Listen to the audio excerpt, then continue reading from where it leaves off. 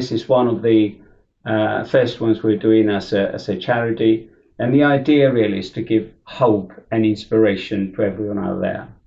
I'm a cancer patient myself, but I think you'll agree with me, Alan, that Christine had more than a fair share.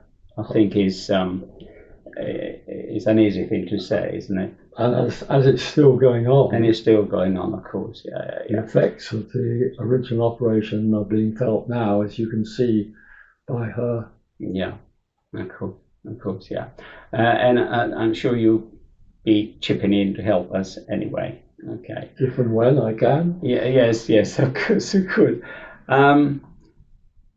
I think the charity out there, I mean, obviously been doing it for about 7 years now, and I know that it's helping a lot of people. And I think the most profound benefit that I have found is simply that it provides hope and inspiration to so many people, and it gives them that optimism that there is a light at the end of the tunnel. I think that's the way I see it. And I think we're talking about hope and inspiration. You too, anyone listening or watching this, I'm sure by the end of it, we'll see what I mean. And I think I'm going to start by saying, I know, Christine, you were diagnosed with mouth cancer back in 2002.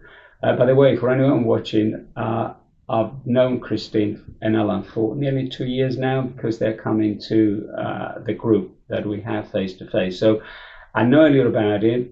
I've read the book, and we're going to come to that in a minute anyway. But it's so much more that I'm sure I don't know about it, and I'm sure others will be happy to hear. What made you go to the doctors in the first place? What were the signs? What were the symptoms? Well, I've been under Ashford Hospital in Surrey since 1995 for a condition called lymphedema, which attacks the gums. In itself, it's not cancerous, but it can turn cancerous. But we were never told that. And sadly, it was in 2003, it started to be even more uncomfortable. So I asked for a second opinion, and I went to Guy's Hospital in about November, and when they saw me, they said they saw it was something that they hadn't seen in the last 5-10 years, and they hoped it wasn't that.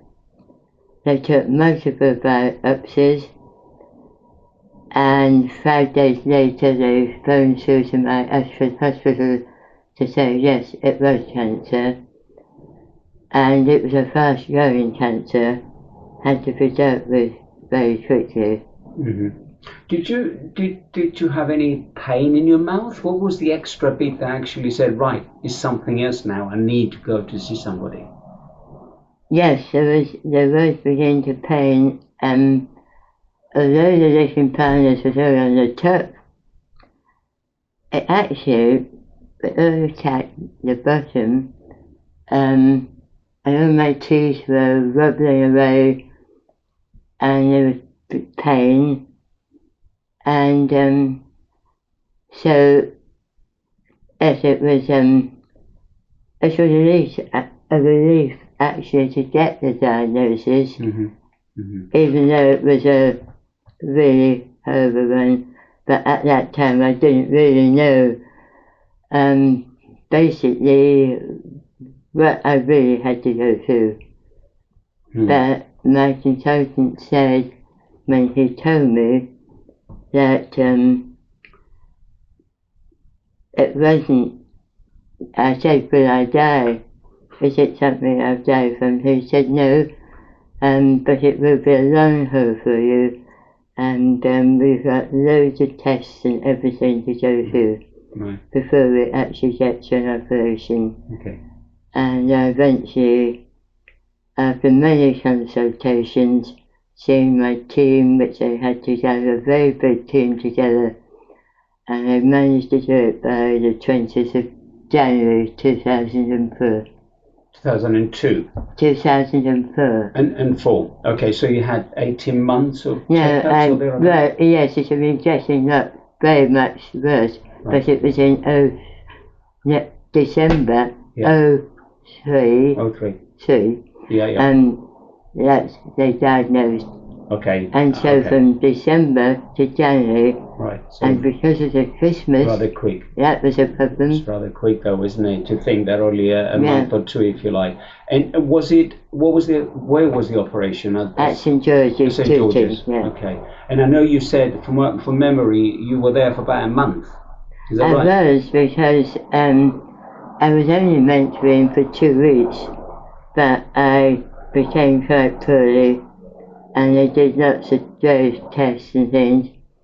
In the end, I don't think they knew what I had, but it was afterwards that when a nurse came to take a swab of where my peg had been inserted, because of course I had to have a peg fitted so they could feed me, and also a tracheotomy so I could actually breathe.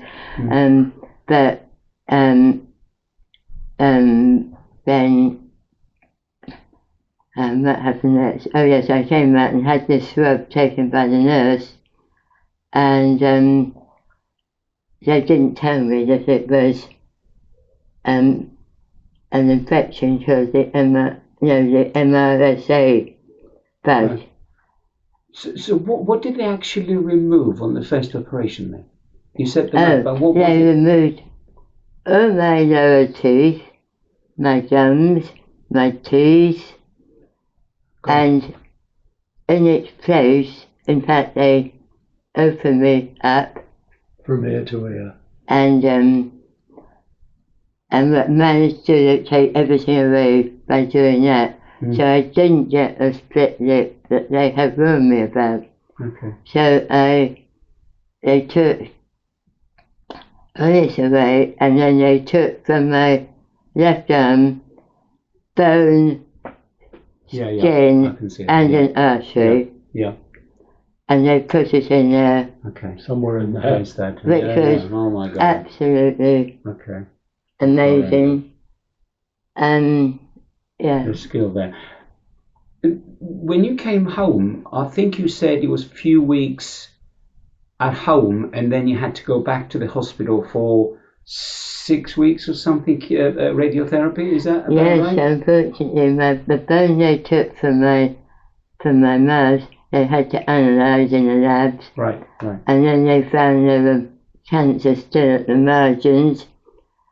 And as a result, I had to have radiotherapy, which meant I then had to have a mask made, which was a complete nightmare. Yeah, the mask, we'll put it up on the video so people will see that. I mean, that is something else, isn't it? It's incredible. But in all of this, to be fair, this man sitting next to me, he was by your side every day.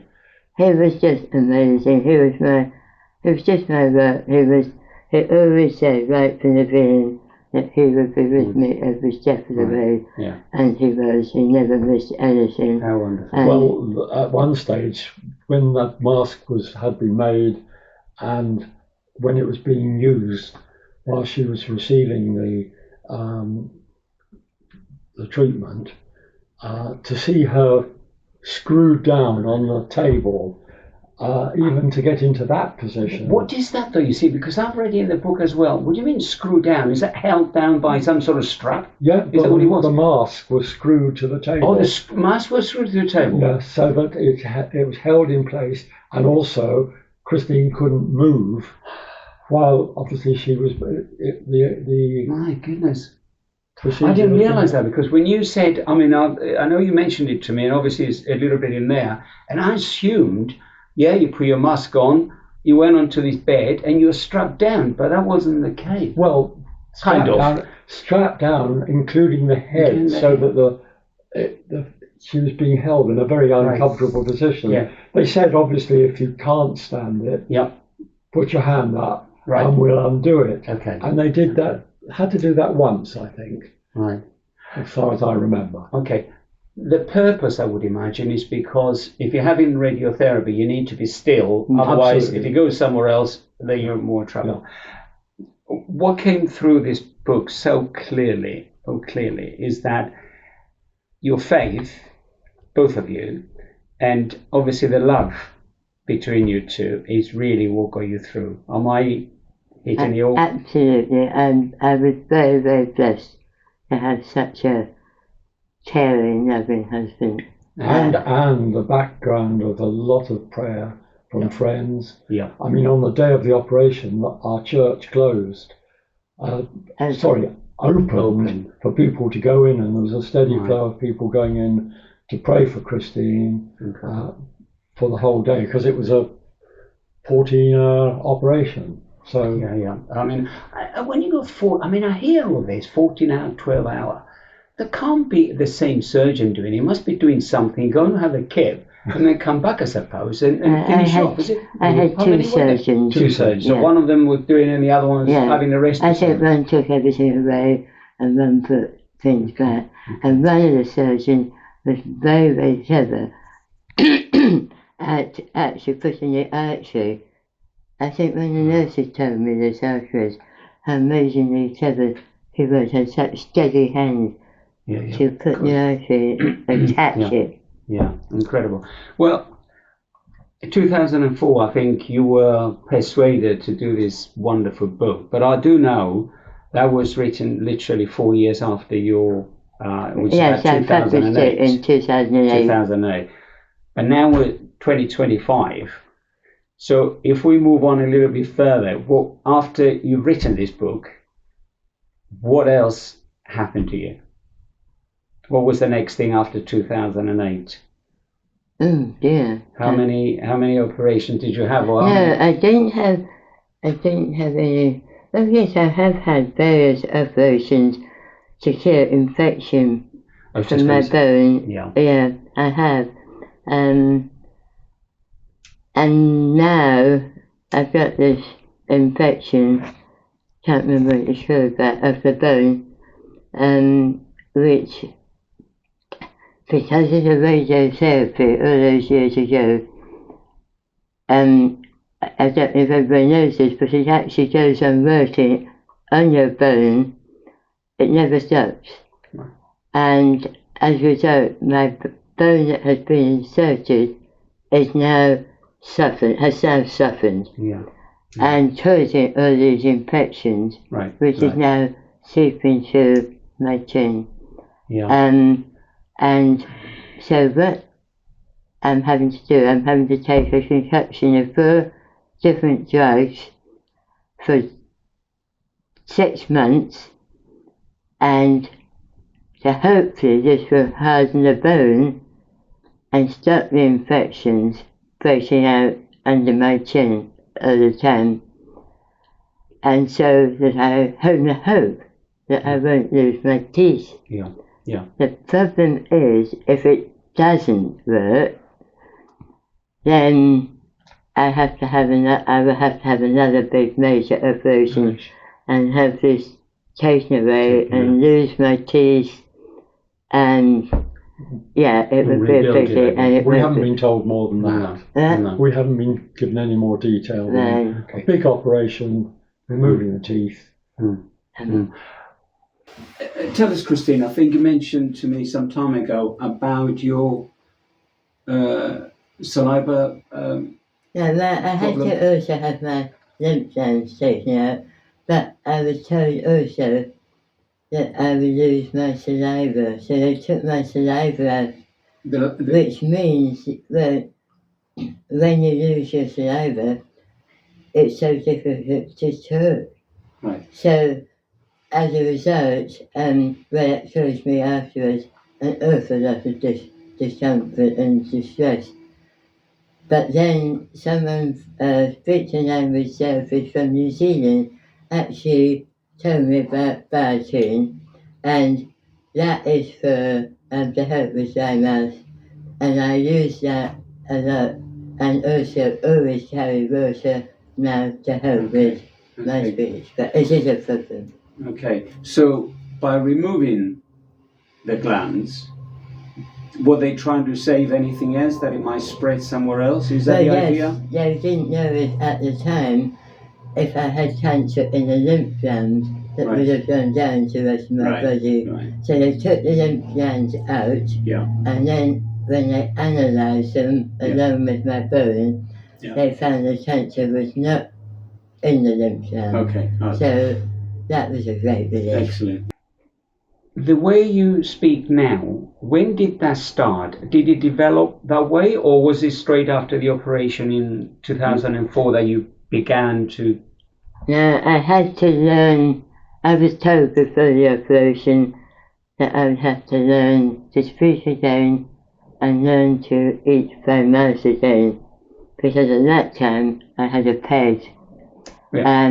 A peg, by the way, for people who are listening, is you feed in my stomach. Yes, it was inside my stomach. Yeah. And I was fed by a peg for 6 months, and then it was taken out. But and that was quite traumatic, because I knew that after 6 months I was going to have to be responsible for feeding myself.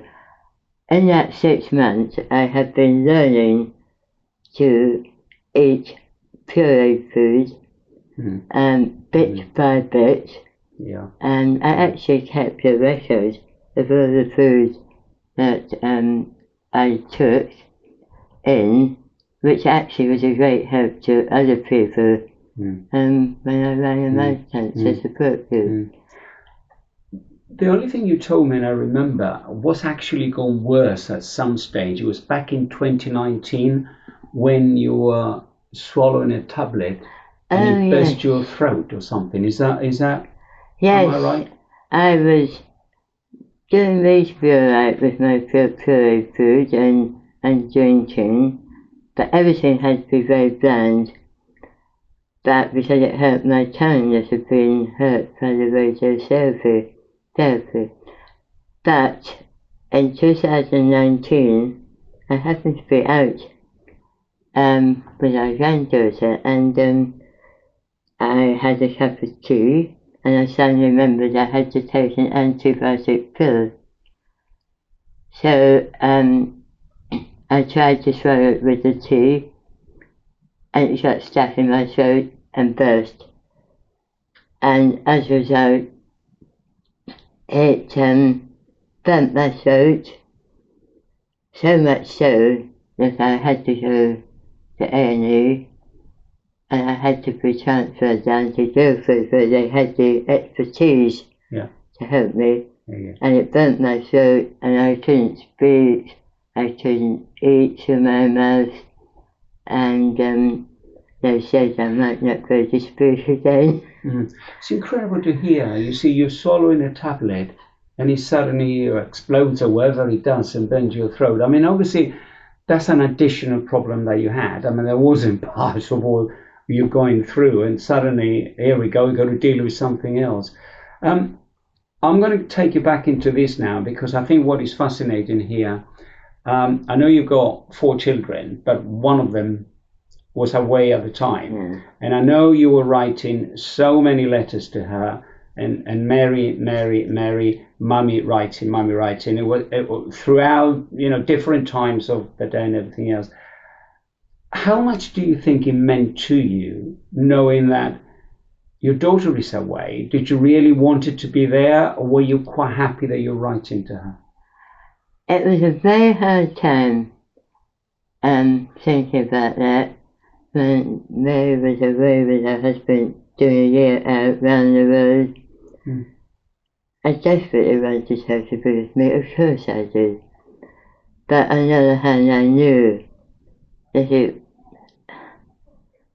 she was wanting to be loyal to me, but loyal to her husband. And it was, so we actually asked the specialist, was my life in danger? And they said no. So we said to Mary, well, I'm not going to die, I'll be alright, I want you to carry on. And she was actually working as a speech therapist in a hospital really? in New Zealand at the time. Did she help you when she came back then? Because talking about speech therapy, did you need any therapy when she came back? Oh, she was a great help with me because she did actually give me very ideas about speech. Okay. But since then, she actually has, she is a lead in, can I get this right a moment? Yeah, that's fine, no problem. I have some notes as well, Christine, if you don't worry. But she's a lead speech and language therapist, but doing communication aids now, specialising in communication aids. Okay. So she was able to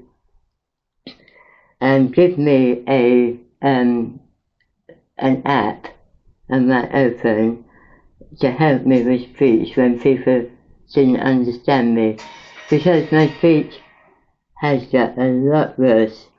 Although I was able to speak a lot better in the early days, but I think it has got worse over the last year or two. Well, your mouth is in permanent pain, your tongue in particular. Are you trying to counteract each other, I think suppose? so. I mean, the tongue, we understand the tongue has more nerves than any other part of the body. And yet, when you look at a tongue, it's like just a mass of rivets and it's constant pain. How much, Christine, does that? Are you very conscious when you're talking to other people who don't know you about whether they understand you or not? Yes. You are? Very much so. And I find it quite hard, especially because my mouth is so sore all the time. And it actually, it's quite something for me to actually speak, and actually speak at this length.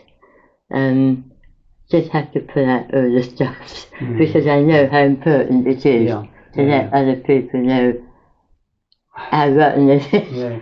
Well, I'll tell you what, Christine, anyone watching this or listening to this will probably think you're a very brave lady, because obviously you're talking about feeling kind of a little bit embarrassed, if I can put it like that, to talk to people, and yet all these people are listening to you. So I think you should be proud of you. And on a personal note, I am so pleased that you've actually done it, because there's no question that a lot of people will be helped out there.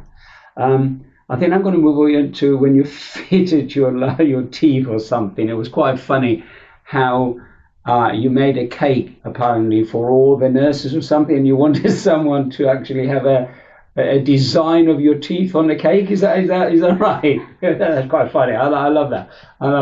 But that just shows you sense of humor. Is that what happened? You know, someone just did with sugar or something. Is that what it was? Well, yes, because I actually belong to a sugar-fast club, whatever that's called, and I learned sugar-fast, which was making flowers for cakes. And so I had this idea of making a cake for my team when I got my teeth eventually, and I thought it was just fun to make me a cake. And I asked one of the ladies at this group if she was kind enough to make me some teeth to go on it.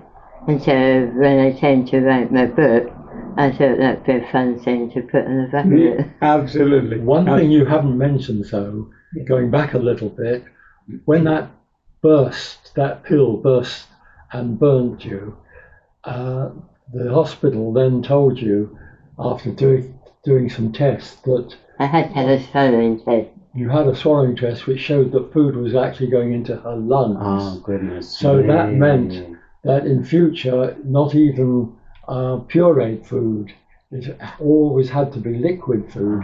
Therefore, you had to have a different, what they call a rig rather than a peg, was inserted. What is that? It's a radio. I don't remember. What's the difference though? What do you put on one and what do you put on the other?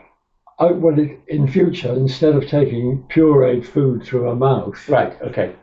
She had to put everything, which also means that she can't take any medications in pill form. They all have to be crushed, or a liquid version has to be available. Okay.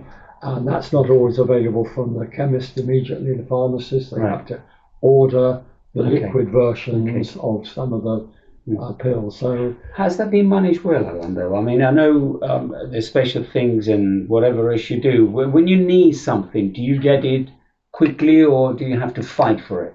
No, we get it easily, but we have to wait for the pharmacist to get it in from their supplier. Okay. And as she's on a particular drill at the moment, as she's already mentioned, to try and harden the bone,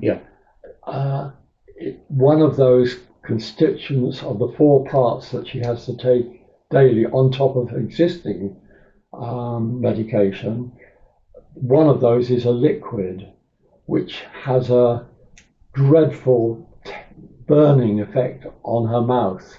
And in fact, the first time she took it, she said, never again, let alone for 6 months. But actually, she's been very brave. And I told her only recently, just to imagine that it's strawberries and cream. Because the reflux, they've gone off. the reflux of it going into her stomach, there's a sort of reflux action. So it burns and hurts the mouth. I see what you mean. Yeah, of course. Yeah. But you see, the thing is, Christine, we're talking about being inspirational and this and the other. What a remarkable thing. How many people are you going to find out there that actually do what you're doing with this? Never mind about the disability, if I can put it like that, for not being able to talk freely, but to have this every day, in addition to what the original problem was. Come on, this is... Well, when I first was told I couldn't eat that much again, yes, it wasn't easy. But a friend of mine who's a celiac, she said to me, I can't eat when I'm out. But I always look at the people, because the people are more important than food, and that helped me a lot. And so I really would say to anybody, don't stop going out because you're fed by a tube. Yeah. Go out and enjoy being with people and being in company. I did like that because you had it in the book. Don't worry about the food, ignore the food, just look at their faces. Exactly. Wonderful. What is that? But even this is the latest piece of equipment that she's been given since having the rig fitted and therefore no food in her mouth. We started off putting it into the tube, these litre bottles, putting it through the tube with a syringe. Now she's been given a rechargeable battery operated pump. So she just can sit, and we have our meals at the same time. One bottle, 1 litre, will do 3 meals. And the people who have set it up in the first place, Nutritia, have set it so she gets the right proportion for each meal. Are you helping in this, or can Christine you can do on your own? Okay, so you don't. But when we go out, we've been given a rucksack. A rucksack. And we just measure, and we carry the rucksack, and it's just put. When we went to Notcuts for our afternoon tea, though, I didn't see you carrying this. You should have brought that with you. Yeah. My goodness.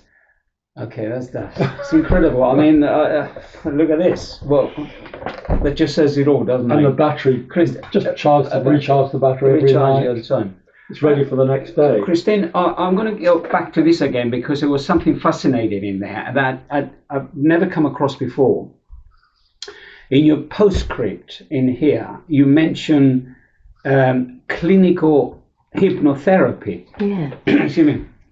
I've obviously everybody knows about hypnotherapy, but I've never come across a clinical one. I know you said it helped you, but it didn't help you up to a point.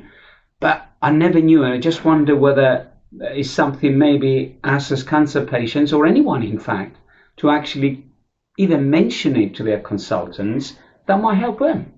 Well, I don't remember who actually suggested it to me, but I was in such pain with my tongue, and someone mentioned it to me, and I said, oh no, I'm not having that. Hypnosis. Having at the time seen a lot of the on-stage things where people would get people into a state of not knowing what they were doing, and I didn't fancy that. Mm-hmm. So we actually went into a lot of detail about it, didn't we, to find out that it was cynical. And cynical is very different. You're in control all the time. But you're lying in bed and you relax, and my oncologist did this for me, and she gave me 5 sessions, and you just relax and she talks to you and you imagine various situations, and it was helpful to a point at that time. Okay. But as time's gone on, no. But it could be useful too. Yeah. I'm going to get to you, Ellen, now, because you had your fair share as well. I think Christine was saying in a book that here we go. He was looking after me so well, and we got this wonderful photo of you by the bed and everything else, and suddenly Christine had to look after you because you were diagnosed with prostate. Well, my situation was simply I found I was going to the loo rather too often. I thought I'd better check this out with the doctor. He did 1 or 2 of the basic tests. Took some blood tests, and yes, it was confirmed I had prostate cancer. It was dealt with very quickly. I was in on, I think, a Thursday, had the op on a Friday. In my case, because of my age, I was under 70, and therefore they were able to take it out. Yes. My surgeon actually, when I asked him, well, what would you recommend? He said, have it out. So I said, I'll have it out. Okay. And so it was done in a matter of into the hospital on Thursday, operation Friday, out on Saturday. That's incredible. And because there was no sign of any cancer left after having it removed, there was no radiotherapy, no chemotherapy. Right. So for me, relatively few inconveniences. Yes. And when was this? 2009. Oh, I see. So it was only about just as she was producing the book, or the book was produced. Yeah. And yet it was another one, skin. Yes, I had scare. Well, I also had some skin. I can't remember what the proper name is, but I'd done too much sunbathing apparently at some time. So on my back, I had some removed. Yeah. So this weather is not really for you. You're not going out there, are you? No. I was out for a very short time, and I already felt. I must admit, it's something that I desperately avoid. Not okay. I know the skin cancer and everything because of my lymphoma, and the lymphatic system literally runs under the skin. If you're trying to put creams on, the cream will be absorbed by the lymphatic system, so you'll be in trouble anyway. So it's something that I'm desperately trying to avoid. I'm sure, and anyone who is just newly diagnosed or indeed going through treatment will probably forgive me to say that. I mean, everybody's got their own experiences, their own problems and everything else, but when you listen here, you got 2 people gone through their own situation and still going, particularly you, Christine. I think the inspiration that you give to so many people will be amazing. I thank you for actually agreeing to do that. One final thing, back onto your faith. did you at any point, because I know people were asking me, think, come on, God, you know, I believe in you, I'm there all the time, why are you giving me all this? And I think that's probably a question that people who don't believe in God or whatever, they might just say, well, hold on a minute, you know, he's hitting everyone. Have you ever thought that? No. I grew up in a Christian faith, a Christian family. I went to a Christian school, but so I've always been sort of immersed in the faith, but it was in my teens when I really asked the Lord really into my life, and ever since I've just followed Him, and I know that during the period, the particular of my cancer journey, I know that the everlasting arms have always been under me, and caring for me. I was very fortunate to belong to a very caring church. I had lots of friends look after me and help me and help Alan. We had so much prayer, as Alan said. And there was one card that stuck in my memory, actually, that said, God never said it would be easy. And that has been very true. And even though I still suffer, I count my blessings that I've actually been spared for all these years, when I know that a patch wasn't, it was just amazing. It's just been amazing, because I could easily not be still here. And you've been able to help other people in the group that Andy runs, and otherwise. Well, I'm hoping this one, it will help a lot more. Yes. I mean, I can relate to what you're saying, Christine. You know, there's no question. I can relate to that. And I think, as three know, that when we are having the face-to-face meetings, is something that we don't try to preach in any way. Everybody's got their own thing, but we know what's helped us to go through. We can be talking here for hours, can't we, really, with all these things. And I'm really so grateful, Christine and Alan, for inviting me here for a start into your lovely home. And thanks for doing the podcast. I know that it's going to help a lot of people out there. I think people will know we've added on bits, we've taken bits away. These are not professional interviews by any means. This is simply talking to real people who have gone through, and I'm a patient myself. And I think the idea is to get the message out there to everybody. That's all it is. How it's done is a different way, and I hope people will understand and appreciate what we're trying to do. Just to finish off, what message would you actually give to anyone listening or watching this? Well, actually, if I can just interrupt briefly, one thing that she did forget was later she had a further operation to put in her implant teeth, because she felt very ugly as she was with no teeth. So she went through the operation, looked forward to enjoying being able to eat again, particularly toast and marmalade.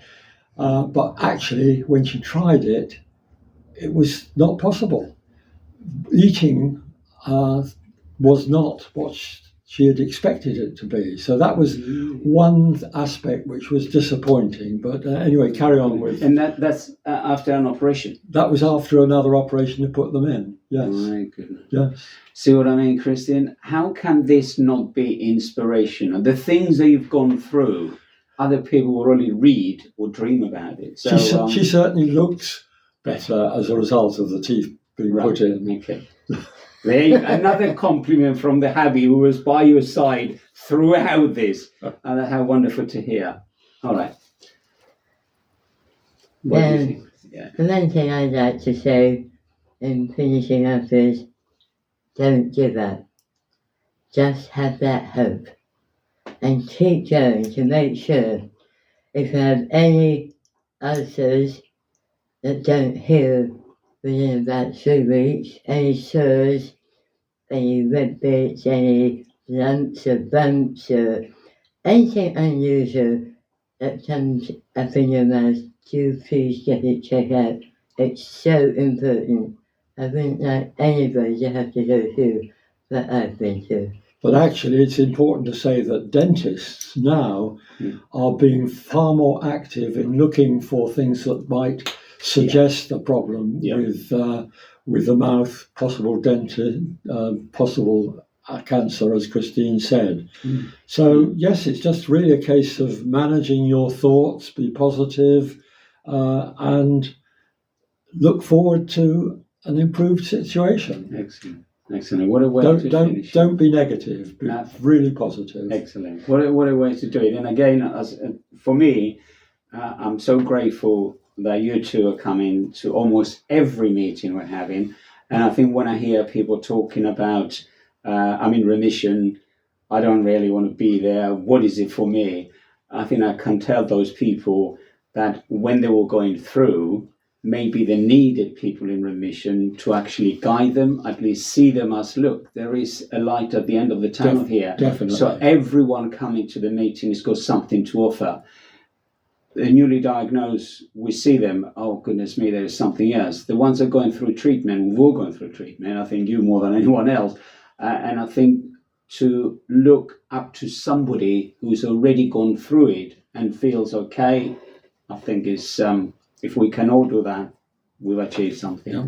So thank you again. So grateful for doing this. Good. Okay. Thank you. Thank you, Andy.